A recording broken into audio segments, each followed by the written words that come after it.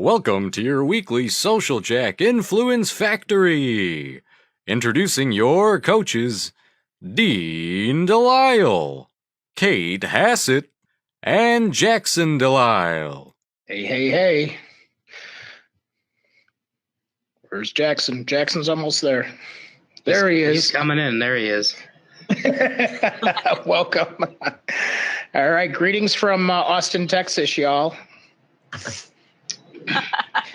Kate, that was for you. I know. I'm aware. Thank you. I know. All right, everybody. Well, don't forget to talk about Influence Factory and Kate. Don't forget to play with Kate and her team on social media. So make sure you hashtag properly. It's up there on your screen. And then at Get Social Jack is the channel. And if you have questions or you want to communicate with us, you want to do that through social media. That's the very best way to do that. Yep. And then Jackson, you're rocking all the controls for us today because we're in a whole different setup. So this is a brand new setup, so you can tell us how we're doing. Remember to maximize your learning, turn off your cell phone, or maybe just flip it over, close your email, take some notes, and tune in, and you will always learn something new. And then for those of you that are on with us online, I know a lot of you dial in, but if you want to change things up a little bit, and you want to actually click on the phone button there, instead of the computer audio, it'll actually bring up a number and an access code. So anyway, in terms of doing that, you can do that through the actual app on the web, or you can go through the mobile app and download that as well. So we also like to practice with the questions area. So as we think about the questions area in the GoToWebinar taskbar, the question today is, what is your favorite social media channel? So type that in. So if you could only have one, if they took the rest of them away, which one would you pick? So if you can only have one, Kate, which one would you go with? Ooh, I think mine changes weekly because I think last time you asked, I said Instagram, but I'd say today it's probably Snapchat. Really? I've been doing a lot of storytelling on Snapchat. If you want to call it that, I call them rants, but either way, it's fine. So lately it's been Snapchat. Yeah, so everybody type that into the questions area. What is your favorite social media? Jackson, how about you? If you could only have one. Okay, I didn't even think of Snapchat, but because you live on it. Yeah, so it's so second nature because I use it not only for Snapchatting, like the pictures and stuff. I use it to message people also, like friends that are away at college, stuff like that. So it's either that or Twitter. I couldn't live without Twitter because it's where I get all my news. Yeah, right on. Brendan says Instagram to post about his foodie adventures. Hank is avid with LinkedIn. A lot of you are saying Facebook. Some of you are saying Instagram.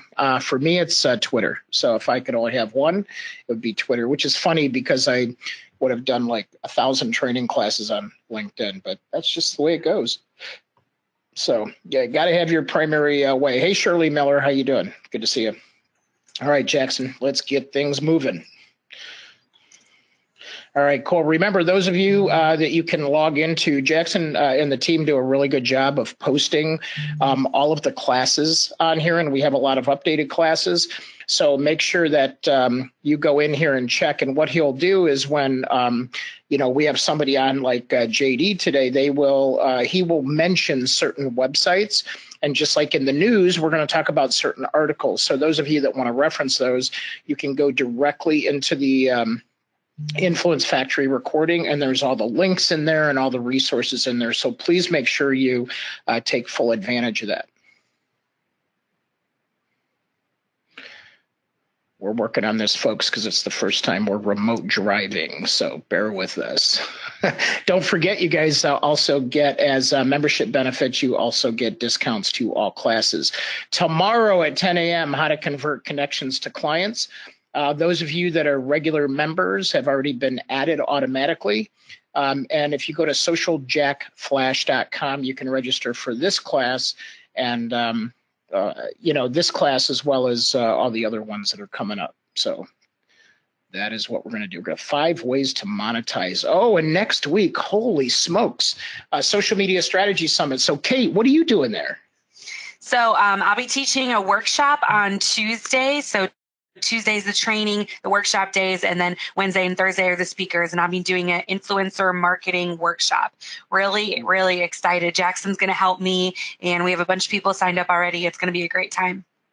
Yes. And look at that. They've got my name up there too. So I am teaching a class on Facebook streaming, Facebook Live, and then video streaming and how to monetize. So that'll be my. And you left out the most important part, is that between all of that, we're also going to be broadcasting to you guys live from the event. Dang. So we're gonna be pulling influencers left and right. You might see our good friend, Ryan Pena. Yep. You might see other people on there. So tune in for exciting, if you will. So yeah, it's gonna be very exciting to keep you on your feet, sort of. Keep us on our feet too. Yeah. Because we won't know who we're going to grab from the crowd, and we're going to hopefully get Ellie Deutsch from McDonald's, Chris, our good friend Chris Rudolph from American Family, Andy Crestadonia, which everybody loves. So we're going to try to get as many. We're going to have like a lightning round of interviews coming to the booth there. So let's see, and then let's see. Oh yeah, and the Alliance, the summer conference. So those of you in the M&A space and financial services, which we do a lot of work in, there is the 2018 Alliance Summer Conference. So we're happy to be part of that. Okay, well, I think you guys have some news coming up, right? Yes, we do. All right. So what are we going to learn about today? So today we are going to learn about LinkedIn is forcing users to add hashtags to posts, and they're also rolling out a new profile format. So what? I know, it's crazy. So the biggest thing that we have noticed was, I mean, if you got the update, if you have the updated profile, you've noticed that it's not only shifted everything, but it really emphasizes your cover photo. It's really it favors the left side. Your picture is now on the left, and all your information and details about the user is going to be on the right side. They did this to mainly emphasize the cover photo, but it also throws a bunch of people off because they chose their cover photos, based on the center. Having the profile picture in the center. So right. That's a big thing that's going to, maybe mess up some people, maybe help some people. Right. So just be prepared, I would say. We're adjusting a heck of a lot of cover photos out there. So just be ready. Yeah. And then they've also brought back clickable hashtags, which they kind of ruled out for the past, several years. And they really took them away, mainly because they weren't really sure if it fit in the professional social media platform. They didn't think that was a really, it wasn't fitting for that platform, so they weren't using them, and they weren't allowing them to be clickable. So now you can add them, and they're actually running a test. It was confirmed by LinkedIn that they're testing on certain users that they're forcing them to put like at least one hashtag in each post. So that's a big deal too. So if it's not letting you post your content without a hashtag, now you know why. So right. So can we take 60 seconds on this? We're getting a lot of people asking about what is a hashtag? How do I do hashtags? And yes, Shirley says, Kate and Jackson, can you make a note? We're going to do a flash class on hashtags. Awesome. Flash class hashtags. I think that. Hashtag flash class. Thank you. Say that real fast 3 times. So anyway, best way to explain it in 60 seconds, because I want to get to JD here in a minute. We have one more news article. So hashtags are a way for you to either be part of a trend or create a trend. So if you think about a hashtag, like I was, like ours, if we're talking about LinkedIn, we would hashtag LinkedIn so that people, want to do that. If we're hashtag personal branding, we're talking about personal branding. And it's a way for people to find relevant articles and relevant, content. And what's nice is now you can search content again. You didn't used to be able to do that. And so we'll cover that in one of our upcoming classes too. But I like it because it's a great way for us to attach ourselves to things that are trending or things that are relevant. So as you're building your personal brand, I'm sure JD and I will talk about this further, but that's a short thing on it there.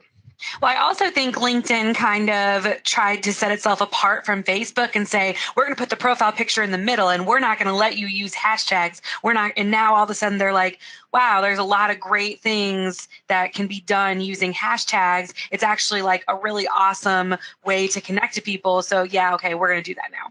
Right. Right on. Okay. So Kate, you got some news for us. And unfortunately you have 60 seconds. So ready? Go.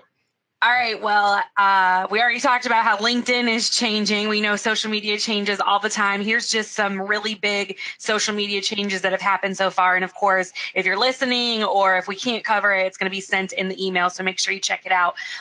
Really important, though, Facebook is adding dynamic language optimization. So they're letting you expand your audience reach by talking to people who don't speak your language. That's pretty cool. I think that that's really interesting.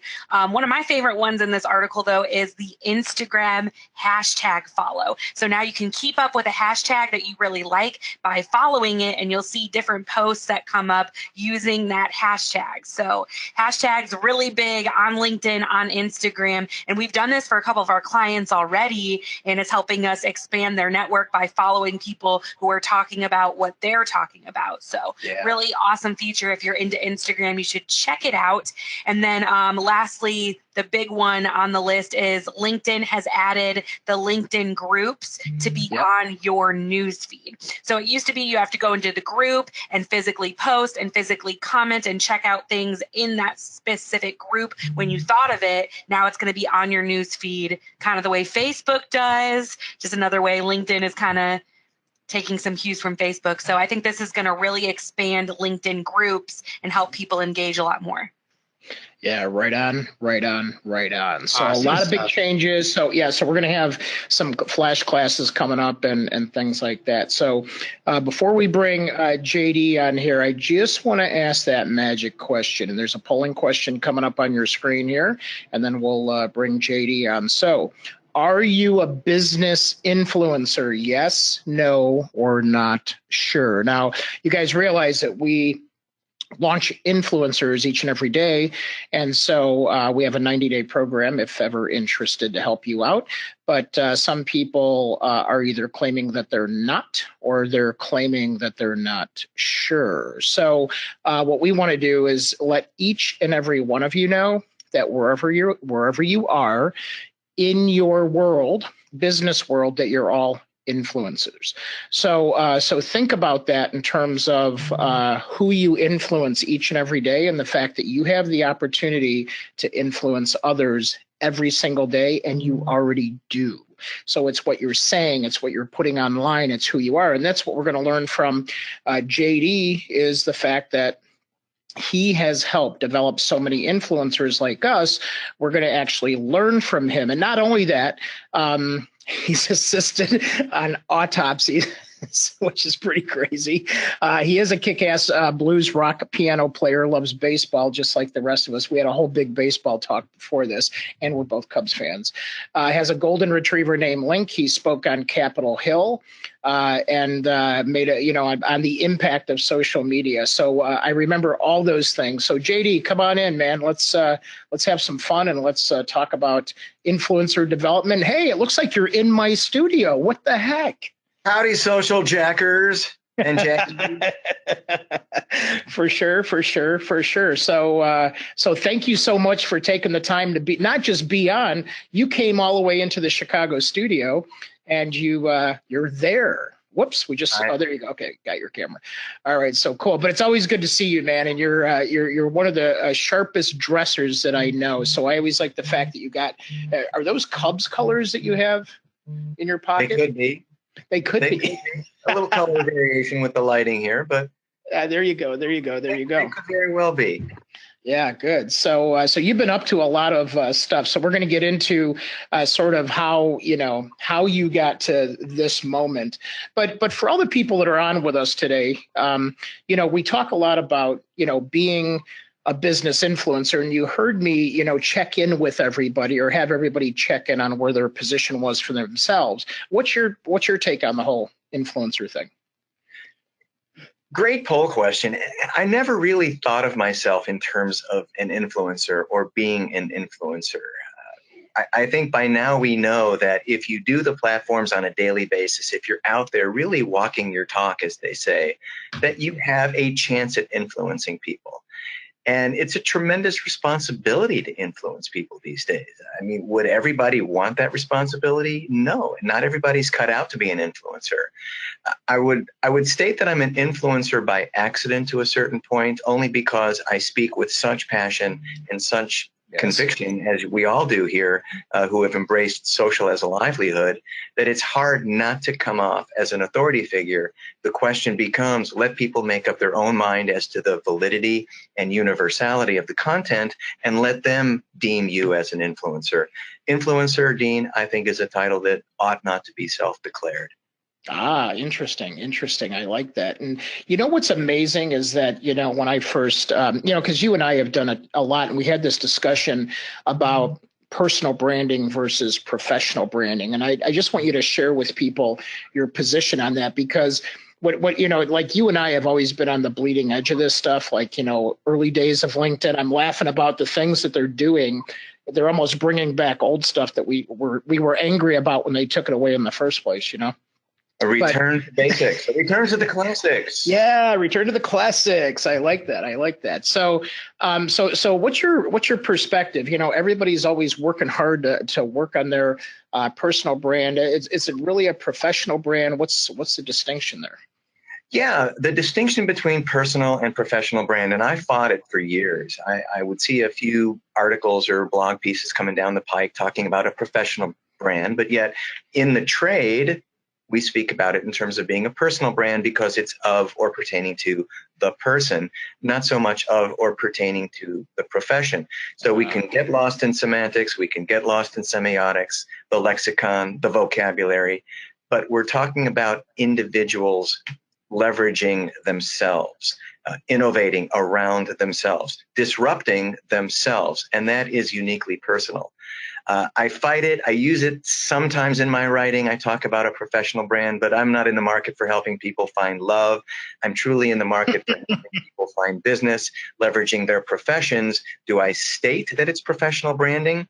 But again, it's the person. It's from us. It comes from within us, and that is a person developing a persona, and that is it's an individual concept. Yeah, no, that's great. Thank you for sharing that. Take us a little bit through your journey. As we talked about, it's like we both remember each other from the early days and hearing about each other. And so we had paths that crossed, that went different directions, that came back, and that whole thing. But tell us a little bit about your journey of how you, just came through the ranks. Well, I'm a late stage early adopter of the platforms. I found LinkedIn in 2006. And at the time that I discovered the site, very few people in my inner sanctum in business were on it. So the sell wasn't so much going out, hanging out your shingle as a LinkedIn specialist or consultant. It was just kind of having conversations with people and letting them know that you found this site. Are they on it? Are you doing anything with it? LinkedIn gave us, as they still do today, the basic infrastructure for us to develop an account, build a profile. Most people would put placeholder content up there. Right. Interestingly, they never went back to change it, and sure. and have let it kind of sit in obsolescence a little bit. But for people who kind of caught on, glommed on like us, we saw the value in this right away. And just the way that I'm hardwired, Dean, I loved it. I never shut up about it. I was holding little focus and experimental groups in coffee shops all over Chicago, just we all had our laptops up and we were asking each other questions.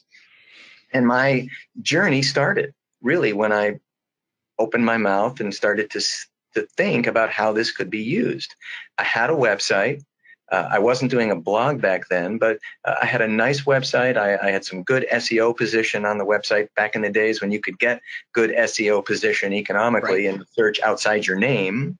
Right. And I was in marketing. I was helping people writing website copy. So I looked at it as a way for me to position myself in the business world, try to draw attention to myself, entice people to visit my website, perform an inquiry on my products and services. And it just kind of came along methodically and sequentially to the point where I became a LinkedIn specialist within 30 days of creating my account. I haven't been visionary with all that much, but I really thought this was going to be great and I wanted in. Yeah. So in a very short period of time, I branded as a resource, a go-to resource in the area where people could ask questions about LinkedIn. JD, what is it? Can you tell me a little bit about this? I mean, what are the basics of this profile piece? And things began to click and things changed for me early in 2007 when I got the call. I remember being in bed with my wife. Now, wait a minute. But I remember being in bed with my wife and I was on my laptop and a call came in and it was from a colleague who asked me how much I charge to write a LinkedIn profile. Ding. Opportunity presents itself. And that's how it happens. That's how this stuff can happen. And within a very short period of time, I was figuring out a business model.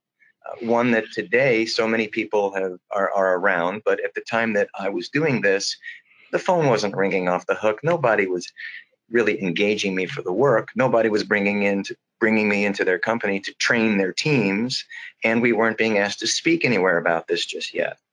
But I started writing a few profiles on some colleagues and charged a mere pittance for them compared to today's standards.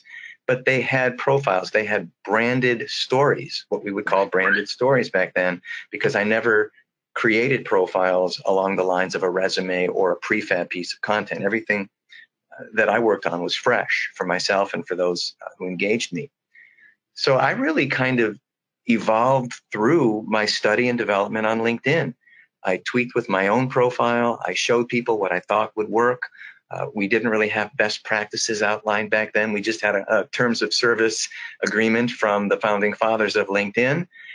And I just went out there and talked about it and became quickly associated with how to do LinkedIn for the right reasons.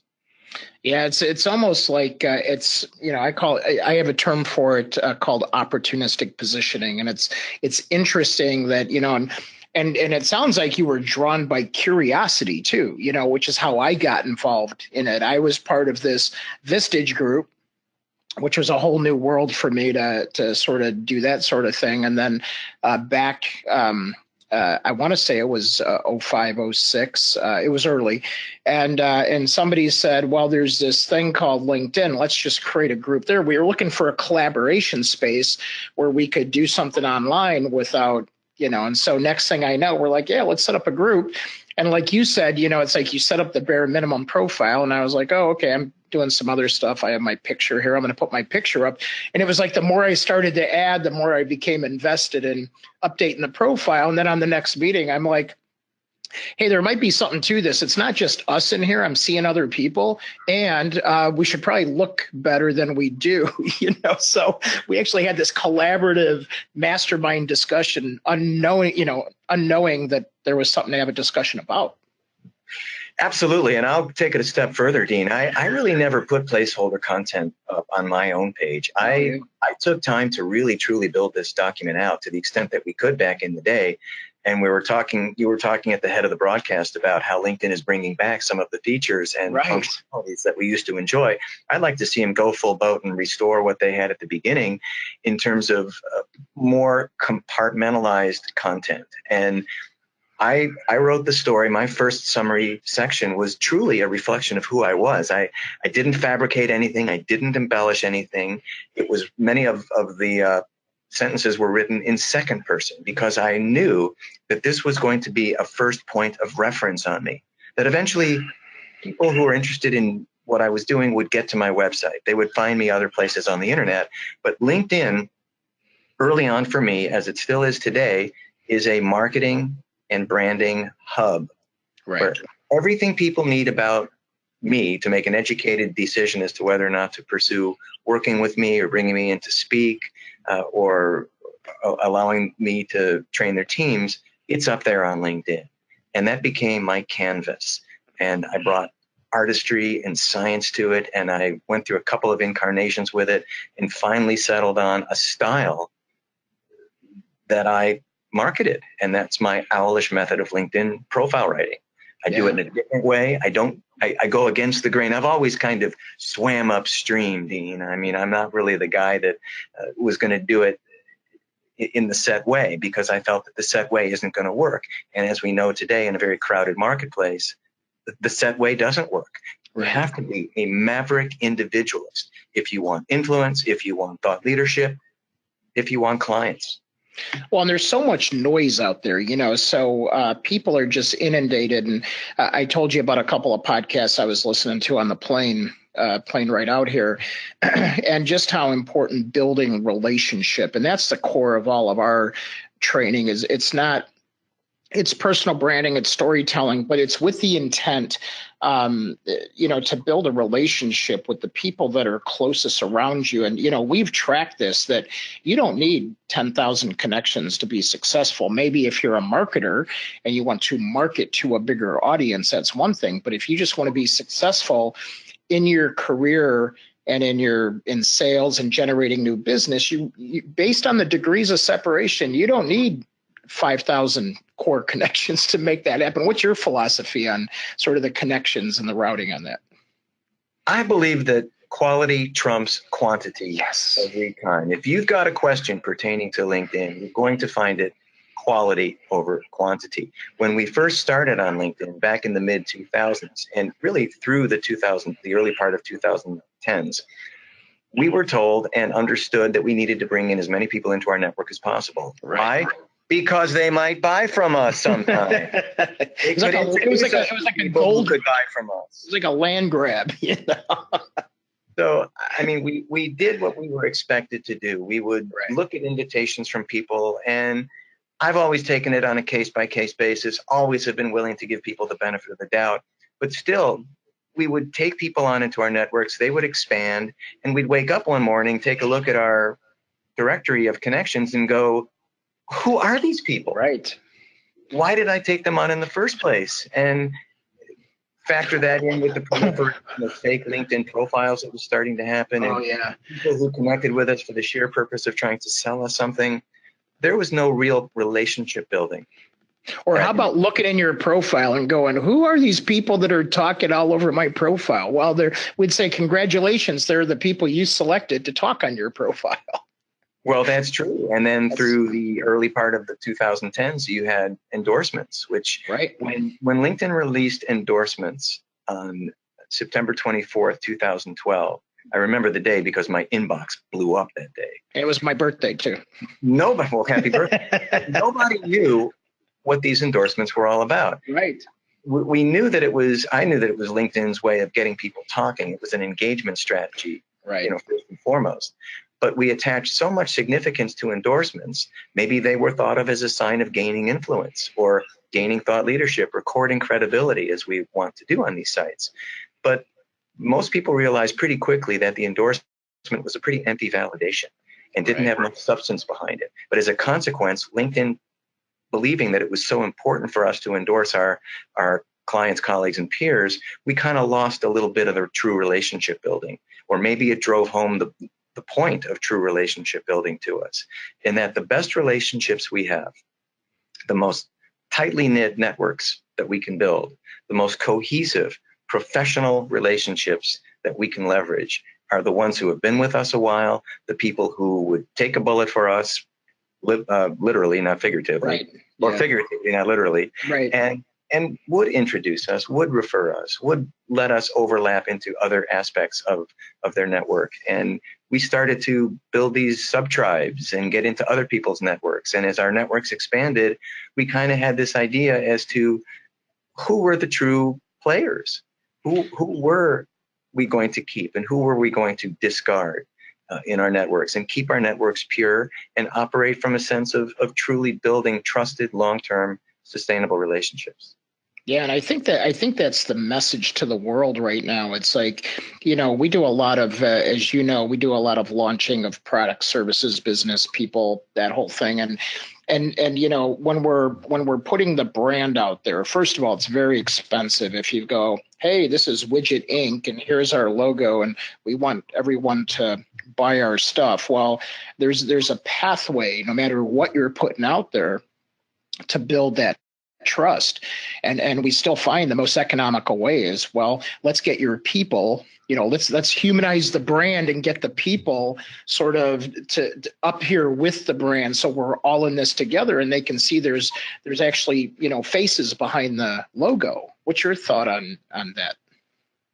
Well, I've always focused my work on the merging of the so-called social brand and the real world manifestation of this brand. That was the subject of my TED Talk back on April 12, 2015. And this is for would-be influencers, emerging influencers, established influencers, and people who are really embracing the notion of thought leadership.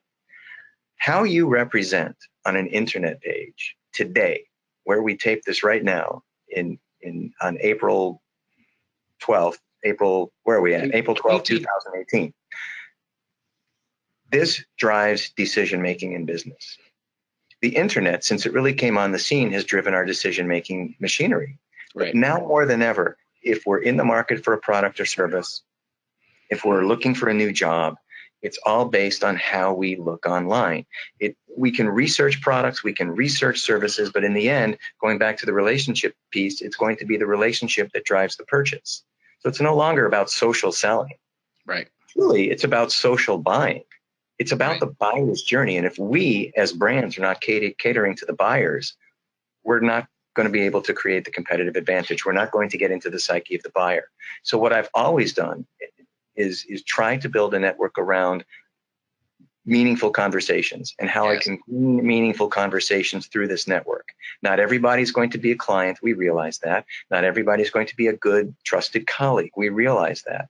But people are out there. They see you. Once you accept them into your professional network, you have the opportunity to take what they see online, move it into the real world, and let them make their decisions based on what they see. Yeah, that's excellent point. Shirley asks a question, and it's probably a loaded question as you peel it back. But it's like, what's the number one thing you tell your clients when they're revamping their personal brand? But I don't think there is a number. I don't know. Maybe there is a number one thing. What's your gut reaction on that?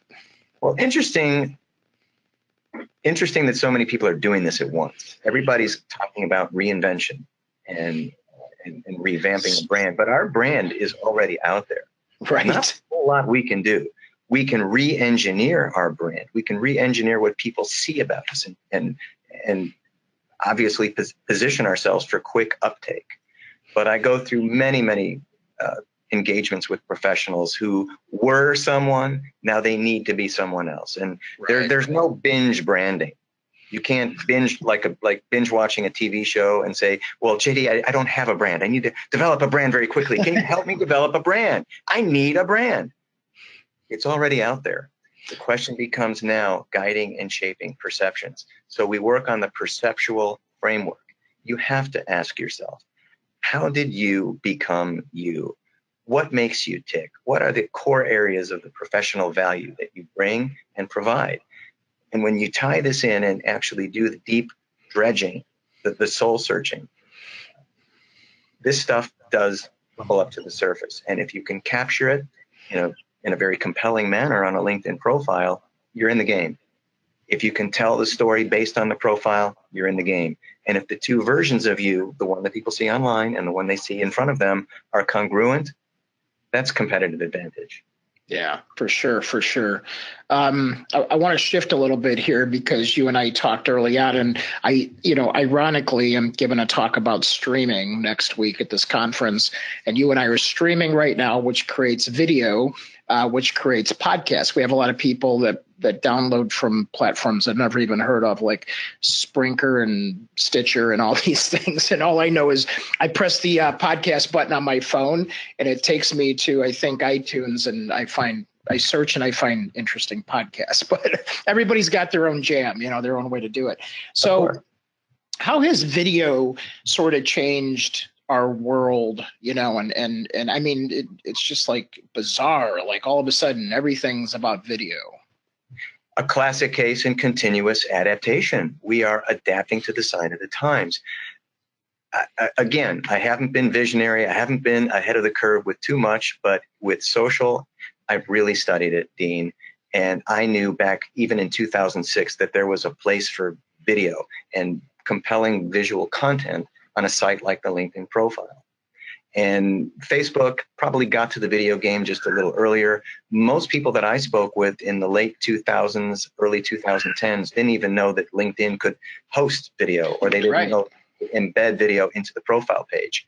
But enough people wrote about it, enough people were talking about it, but yet not enough people were doing it. So one thing that I've done is I've always believed in the power of video branding. And now we're arriving at a point, I truly believe, where if you don't have a video within the next, say, 1 or 2 years, you're going to be looked at and thought of as just old hat, old school. Or you're covering something up or hiding something, or not relevant, maybe, right? This is how we are going to drive our messaging. And people might not stop in their tracks and read all the great stuff you wrote about yourself. But if they see a video where they know your message is encapsulated with a big launch button in front of your face, and it's a minute or less, I think they'll be prone to play it. And I think that's become a driving philosophy in the video branding mix, is getting your message out there quick, again, for quick uptake, making a visceral connection with the viewer, as I'm trying to do here. Yeah. And really adhering to guidelines in production and taste and value, and not offending the sensibilities of the viewer, but really trying to produce well-scripted, well-conceived, storyboarded video that truly drives home your message.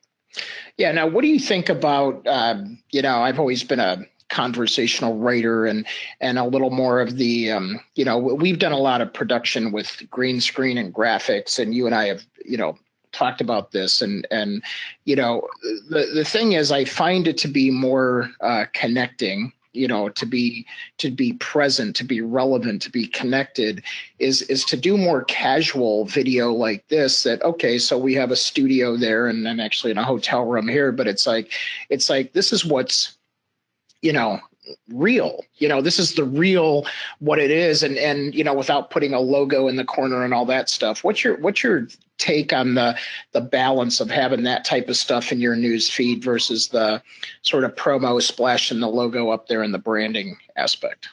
Yeah, great line of questioning. I think we're becoming a more emotionally intelligent digital society. I think more and more people are realizing that nobody's going to sell on this platform. We're not selling. We're selling, but we're not selling. Right. It's a question of making and establishing the neural connections with people first, the emotional intelligence.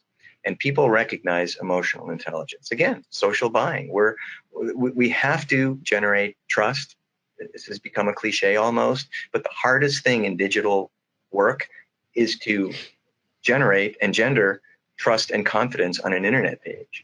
Right. If people are looking to sell products and services on the social platforms, as everybody has been preconditioned to think is possible, what are those procedures? How do you truly win business on these sites?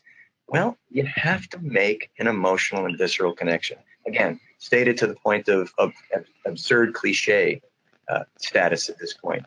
But think of the emotional connection. Think of how you feel when you're watching a minute-long video on someone who you kind of have on the bubble, thinking that you may wind up going with this person as a resource.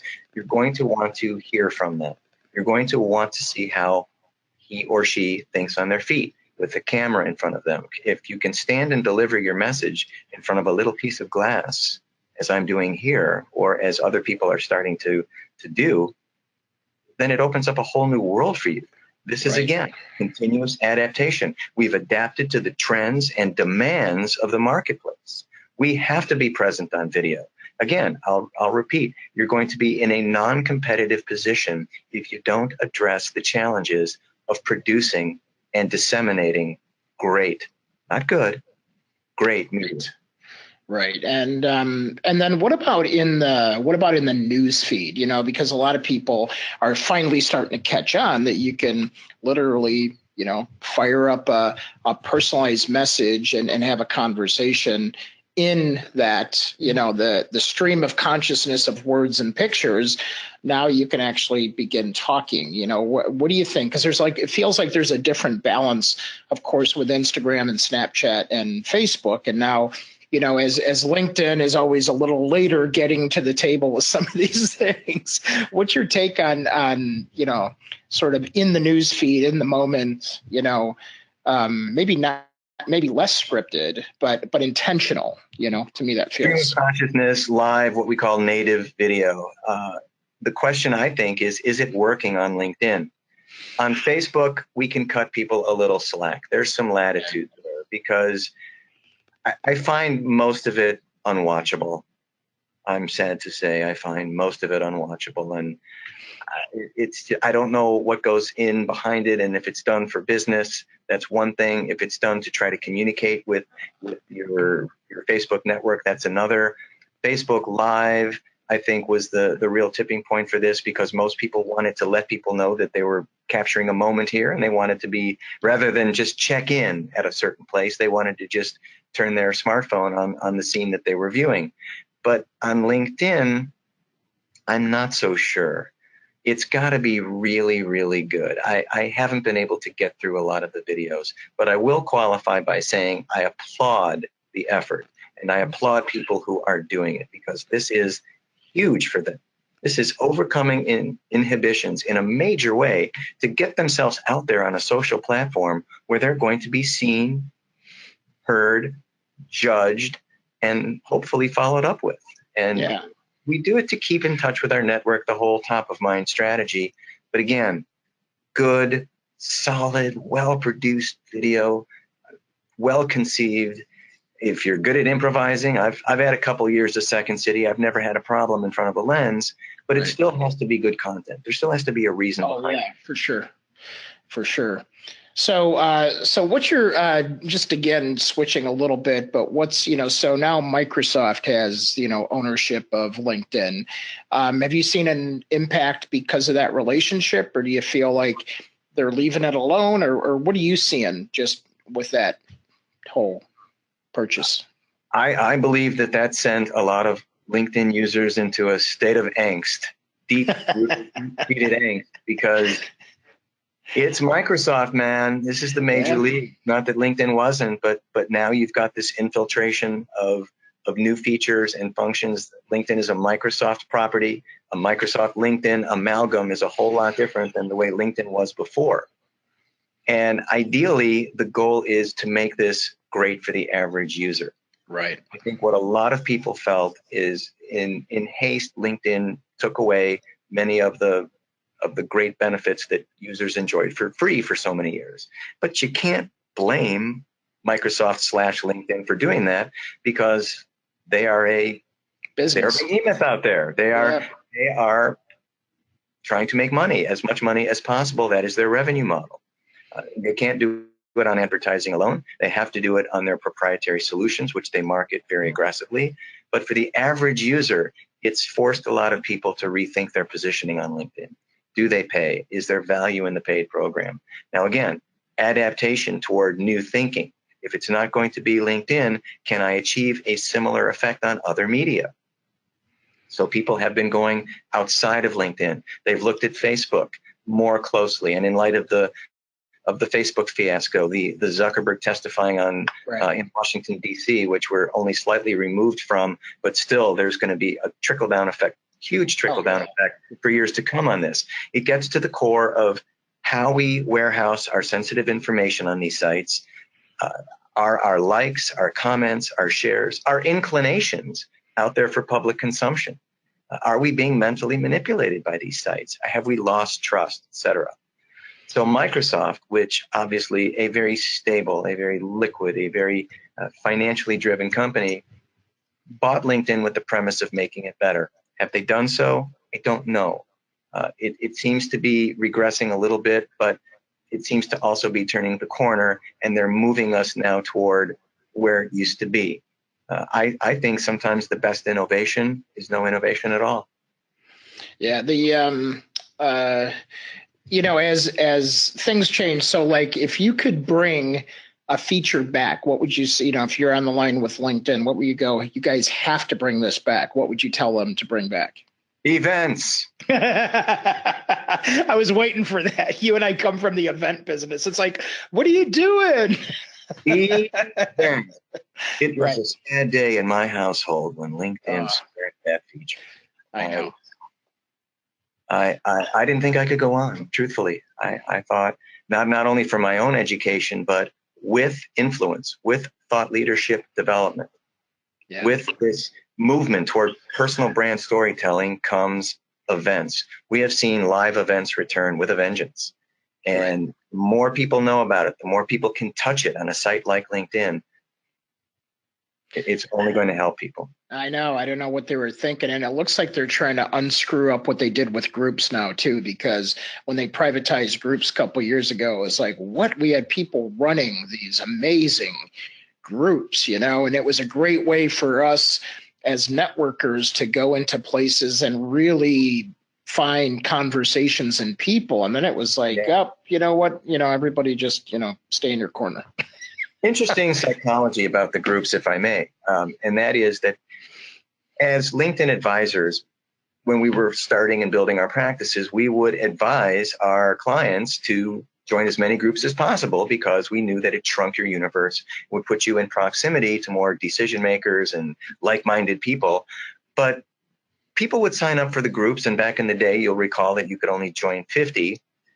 Their subgroups not included, but you could join 50 groups. So it behooved people to join, obviously, the groups in their industry, the groups where their prospects might be, the groups in which their hobbies and interests lay, but also just large groups, huge groups of people, huge online communities of their own, and just follow it and be a part of it. But what they would do is they signed up for these groups is self-sabotage and not sign up for the daily or weekly digests. Right. So they had no idea what was being communicated in those groups. Again, if you're going to leverage the groups and it's certainly not a fault of LinkedIn's. LinkedIn was doing a great job of putting these groups in front of us. They were on the homepage. Glad to see they're bringing it back as well. The more we know about what's happening in the groups, the more we can contribute to a discussion, not a shameless piece of self-promotion, but a discussion where we're really answering questions and advancing a topic forward. And that's how we connect. Again, focus on relationships, continuous adaptation toward developing a tightly knit, cohesive community. This can be best accomplished through the groups. I'm truly glad that Microsoft/LinkedIn has rediscovered the value of the groups and will put them in front of us with greater frequency. Yeah, there's only about 4 million out there for them to pay attention to. So, there were nights back in the day, Dean, when I would just play on the groups all night. I know. I didn't do anything with my profile. I was on the groups all night. It was part of our 20-minute-a-day program that we would give people and go, this is one of the places you need to be. And then all of a sudden they mess that up. So it's like, well, so they're undoing it. Yeah, for sure. Love to see them come back strong. Time always flies when we're together, and we're getting ready to wrap up here. But I want you to, you have some cool new things coming on. You're in this sort of adaptation mode and sort of in a cool new thing. Can you talk about the new project you're working on or, Well, of course I can. Okay. Just want to make sure I didn't to do so. Again, when I've looked at the market the last several years and I'm so comfortable sitting here talking to you because you're a guy who's been there and has deep thought this the way I have for over a decade as we sit here and tape this. We have seen so many people streaming into the social media profession. It's a profession. It's a discipline. It's a field of study. But back in the day, it wasn't even a cottage industry. nobody was talking about helping people leverage or monetize or extract value from. We were talking about, what is this? Let's figure it out. How can we create opportunities? How can we drive this for the greater good? We're still doing that, but now it is business. It's a free-for-all. It's a lawless society seemingly out there. So as I've watched more and more people infiltrate into my space, I've truly had to take pages from my own strategic differentiation playbook and move myself in different but yet related directions. I'm fascinated by new media. I'm leveraging a wealth of media training in my own life, radio, television, performance art, into the production of a new media property called The Big Banter with JD Gershbein, which consists of a TV show or a review that will be live streamed, a podcast, a thought leadership video interview series, and live events. And of course, great networking built in, because again, all about and creating a community through this edutainment platform. So nowadays, as a kind of a crowning jewel of my own personal adaptation, I'm self-identifying as a professional edutainer. I might not appear here as one, but I am an incredibly funny guy. Amen, brother. I'm working on those skills. I'm back at Second City. Oh, you're back. Okay, good. I'm back at Second City, and I'm moving toward the creation of an ensemble cast that will help teach the principles of good social citizenship and giving us the ability to laugh as we learn, laugh at ourselves. We taped our first show of The Big Banter with JD Gershbein at the Hard Rock Cafe Chicago back on Thursday, October 26th. Some of our folks were there. They were just commenting about that. So we had 250 people through the door. They had no idea what was on the other side of that door, but they came, and it was a truthfully wonderful experience. I mean, it was an honor. It was a delight that people would take time out of their busy schedules and watch a show. They saw an actual production of a show, like with cameras moved into position for stage capture. We had a 4-camera shoot, a true Hollywood production. And we have a proof of concept. Right. So my goal now is to get this medium to the people and create something that's a diversion, yet not a distraction. Allowing us to, again, laugh while we learn, to be able to create a sense of community within a community and move our goals forward. I want my platform to truly merge with the platforms of others, as you do here with so many thought leaders and influencers. This is now the new networking, sharing platforms. And I'm so grateful for you having me on. I'm looking forward to returning the favor once mine moves out of development and into reality, which I'm inching ever closer to that. But I think this is what you're going to see. I think you're going to see people who are elevating, who do have something to offer, who bring high emotional intelligence, who are truly interested in educating others and enlightening others and empowering others, working together, collaborating. Collaboration. Yes. One of the best words ever, right? Ever. And that's what I'm doing. That's my goal with this platform. That's awesome. People were asking, when's the next Big Banter show? There's people that want to go now. So I know they do. I feel their pain. I know the pressure's on. It's terrible when you have, it's like for us, people are like, when's your next workshop? And we're getting invited and getting hired for so many outside things. It's like, we're getting to it, so it's like. Well, I'll tell you something. It's a creative venture, unlike any I've ever assumed. It's a very ambitious project. I'm interviewing creatives. I've met some incredibly talented, funny, and delightful people. We're going to bring sketch and improv comedy to it. We're going to bring music, multimedia. We're going to give sponsors the opportunity to sponsor us and ideally grow this thing into something where we have that every month, whether we're doing them monthly or weekly. A lot goes into this. There's a lot of moving parts to doing a show like this, as I'm learning. But, I wake up every day and it is still a side hustle. But slowly but surely, Dean, that side hustle is becoming the day job. Yeah, that's awesome. That's and with Jackson and Parker and all those guys that you have at our place there, you have practice for improv because they all came out of improv and still do some of that. So, and have done Improv Olympics and I think Second City. So, you can always practice with our crew. We're a good warm-up crew for you. So. Well, I would never walk away from a good yes and experience. Yeah, that's improvisers awesome. don't know what I mean by that. Yeah, right on. All right. So as we wrap up here, a couple quick things. There's some questions that we didn't get to just because we're out of time. They extended my room for an hour. So thank you to Embassy Suites. There's a cheap plug for them. But we always pick a winner that engages with us on our platform. So we always like to, promote engagement because we feel like that's the success to all this.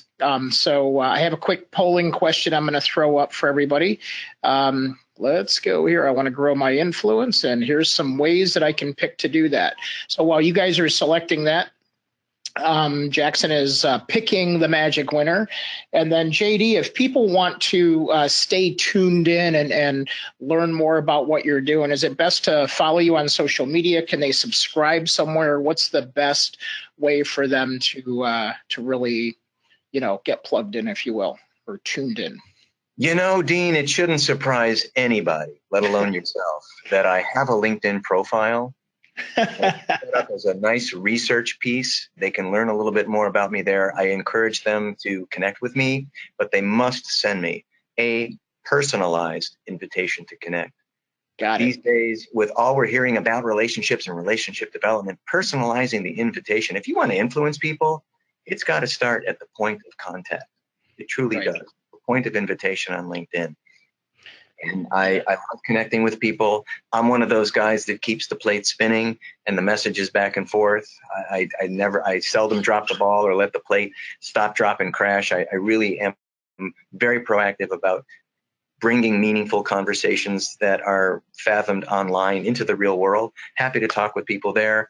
My company is Owlish Communications. I know you're providing the link on the show notes page. Yep. They can also learn about my creative venture at www.thebigbanter.com. And hey, if you've got talent, I'd love to hear from you.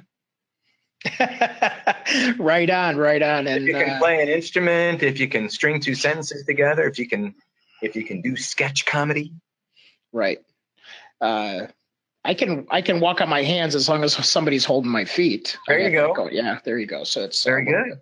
So with that, so we always ask people to type in what's one takeaway that they're going to put into action right now. So we want that sort of, what is that next thing that you learned that you're going to put into action? So Kate, we covered a lot. What did you hear? What are you putting into action?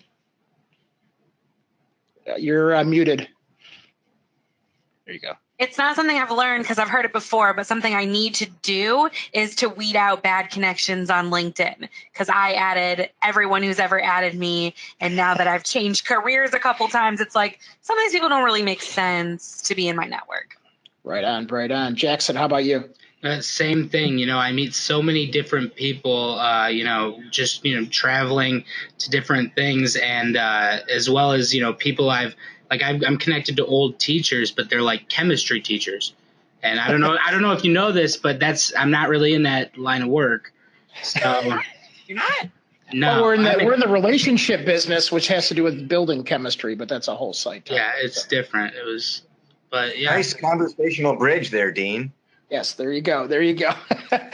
So a lot of people are typing in that they're gonna look at their LinkedIn profile differently now. They're gonna look at their profile, their personal brand. They're gonna pay attention. Some people are gonna jump on hashtags. Unfortunately, you have no choice because LinkedIn is going to prompt you for hashtags.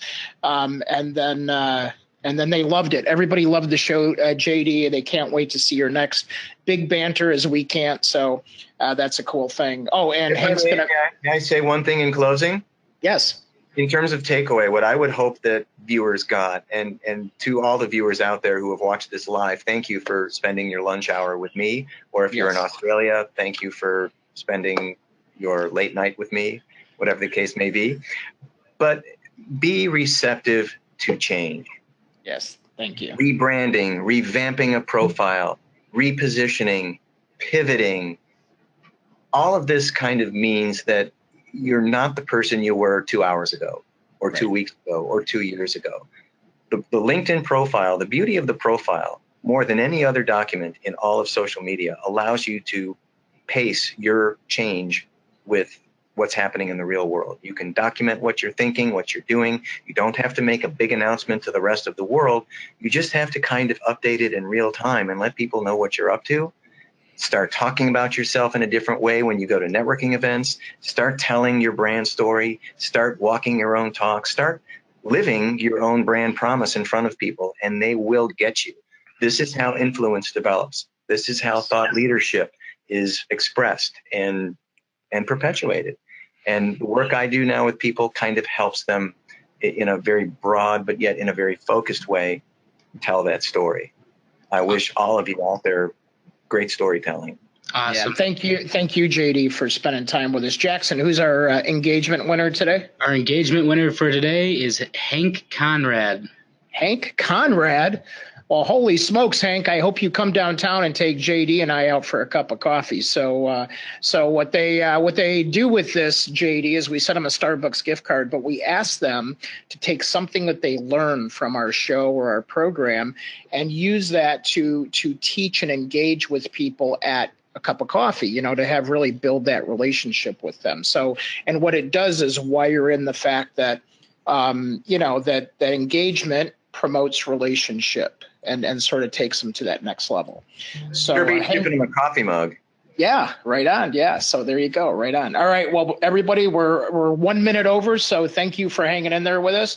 And we appreciate all of you, as JD said. And so we look forward to having you download the podcast, this episode and other episodes, and then join us next Wednesday. And if you're around tomorrow and registered, we will see you on the Flash class. So with that being said, from Austin and Chicago, we will see you all online, building your personal brand and looking spectacular. Take care, everybody. Thank you. Bye, y'all.